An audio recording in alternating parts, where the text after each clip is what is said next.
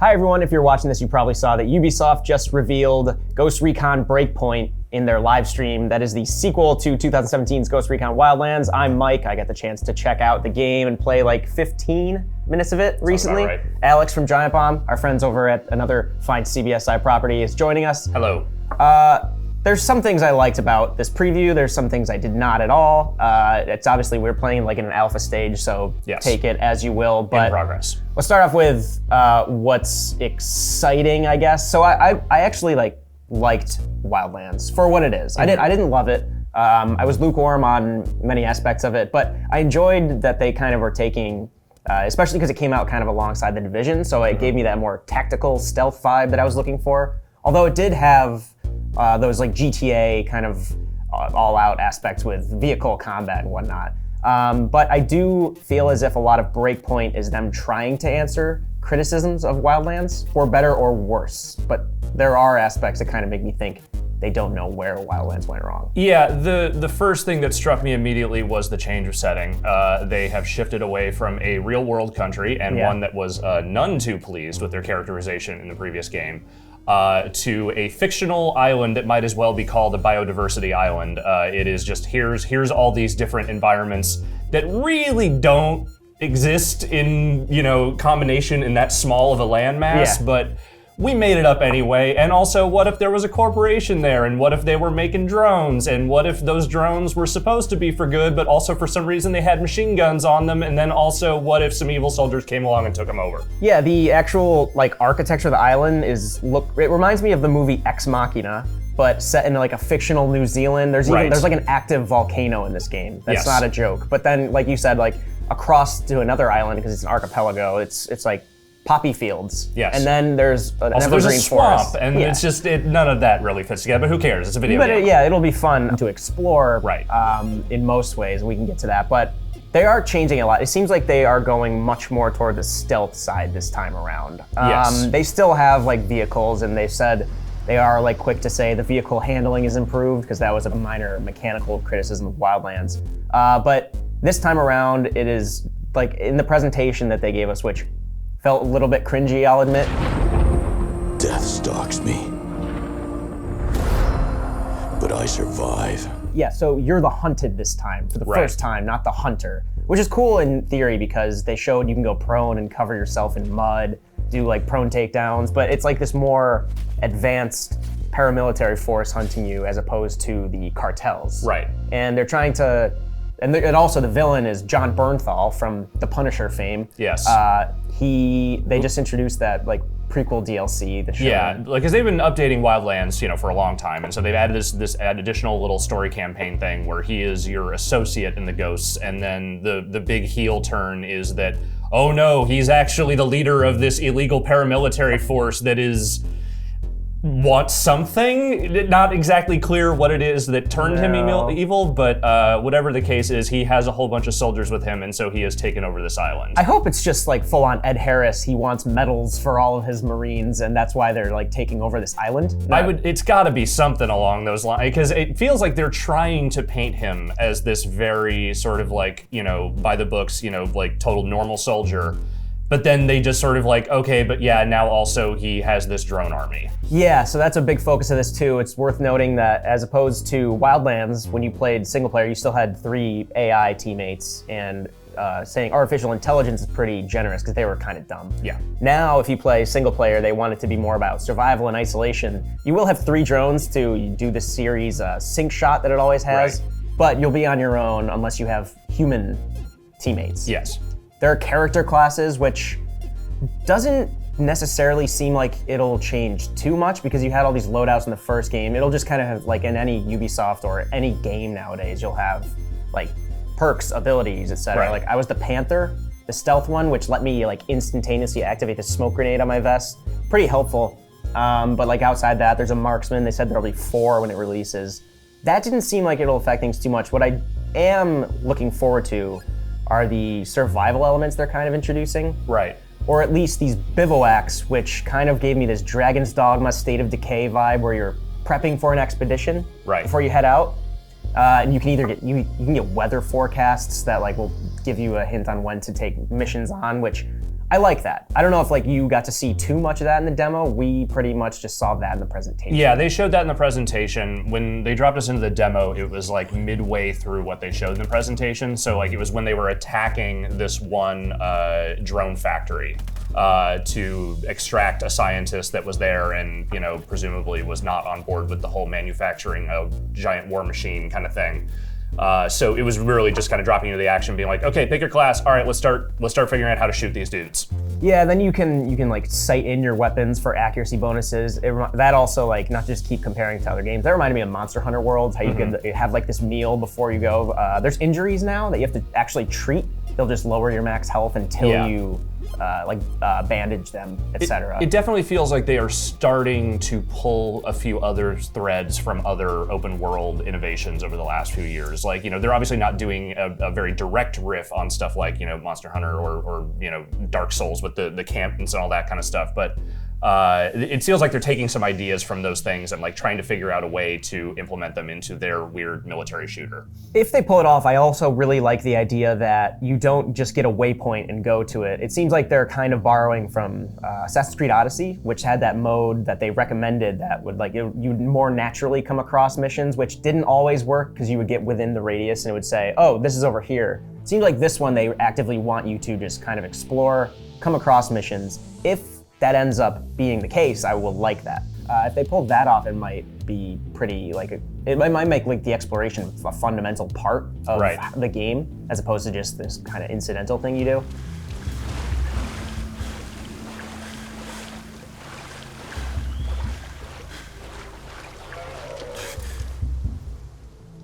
I think you're sort of more lukewarm than I am on the actual like changes they're making. Yeah, I think they're smart ideas for the most part. It seems like what they're talking about like makes sense. Like adding the encampment element where you are sort of like trying to build yourself up before you go to these missions. The whole like, you know, dropping a bunch of mud on yourself like Predator style to sort of like blend in, which doesn't completely blend in when you're actually watching it. It's like, boy, that sure is just a big old backpack still sitting out there. But you know, mud looks like a rifle to me. Yeah, but I'm a guard. I'm not that smart. I'm not going to figure that out. But and also the traversal stuff they're talking about doing with more of like the sliding down the hills, kind of the making it much harder to go up steep slopes.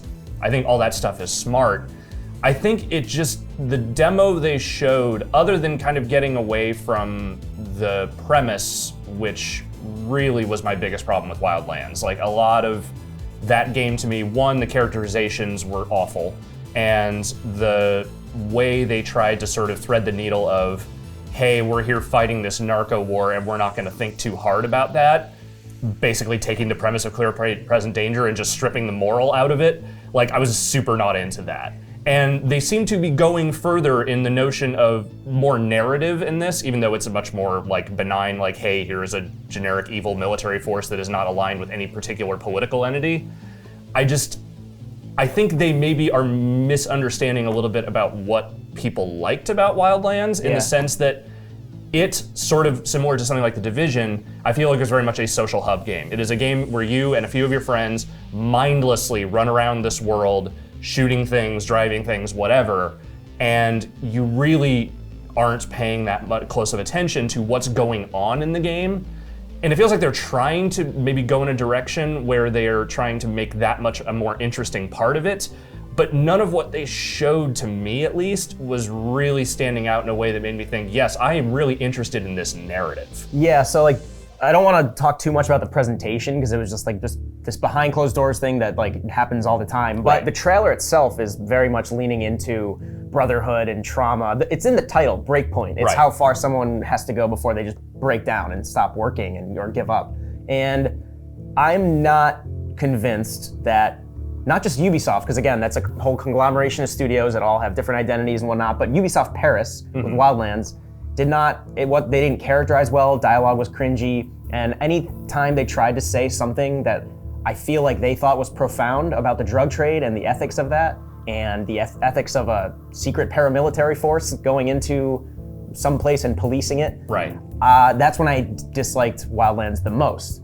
So for them to say, oh, they were saying we're leaning into narrative more this time around, the word realism was tossed around 3 times in a Ghost Recon presentation. Yeah. That right away raised red flags. It's worth noting that they have like a 14-year Green Beret attached as a writer and military advisor, but it's also worth noting this is nowhere near the first shooter military game to have a military advisor. No. In fact, almost everyone does. Call of Duty I think Call of Duty 4 was the first like modern warfare game to have a military advisor, and those games are as close as you get to campy action blockbuster. Like, Totally. Just because you have a military advisor does not mean it's going to be authentic. So when they start talking about post-traumatic stress disorder, like a soldier's breaking point, brotherhood, realism, if the word realism is used in an open world Ubisoft game now, I don't feel like they understand completely what they're trying to do. Yeah, and it just, John Bernthal is a fine actor, and, I think he will make a compelling enough villain in this game. Like, he certainly has the intensity to sort of sell that kind of thing, but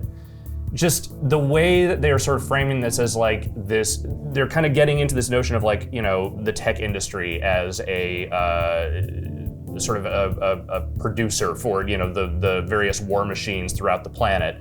But it seems like they immediately are veering away from even trying to address that in a meaningful way by saying, no, this tech company that owns this island and is producing these drones is theoretically trying to do this for a benevolent purpose, but they have been, they've been taken over by these soldiers who are doing their own thing, which again is not super clear at this point. And so it feels to me like they're already trying to create a little bit of a dodge to get out of the way of even saying just a basic anything about the idea of drone warfare or the tech industry's role in, the American or any other war machine. Like, it just feels like, no, they've gone way out of their way to make the set dressing as explainable a way as possible. Yeah, and when they first said it was like a drone army, I'm like, okay, well actually, I'd rather they do that than have these Bolivians, literally Bolivians that you're killing. But as the trailer goes on, and I like the idea that you're fighting against a ghost who's also like well-trained and it's not this cartel. But again, I don't know that, because like in some of the cutscenes we saw, it was like, it, in so many words, it seemed like a Tesla-esque corporation that's like, yeah, we want to make the world a better place. We want to remove people from warfare, and then it didn't seem like they knew where they wanted to go. But again, it was just like an early preview. Totally. I hope, like, I would love for them to nail it. Yes. I'm always rooting for that, based on Ubisoft Paris history, based on most video games in general, trying to reconcile this mayhem that's unfolding around you and the fun you're having with these serious stories. I could probably, on one hand, count the games that actually did that well. Right. I'm holding out hope, but I'm not betting on them doing it well. And if we're kind of harping a little bit on this stuff, it's because what they gave us to go on was not a lot. Like they spent a long time talking about what they want to do with this game and kind of setting up the various new features and kind of like the directional stuff they're doing with the story. But the actual demo we played was like 15 minutes. In fact, I finished mine in 10. Yeah. Like, we got through it before even the timer had ticked down. And what we played felt very much like Wildlands. Like the shooting has a very similar feel to it.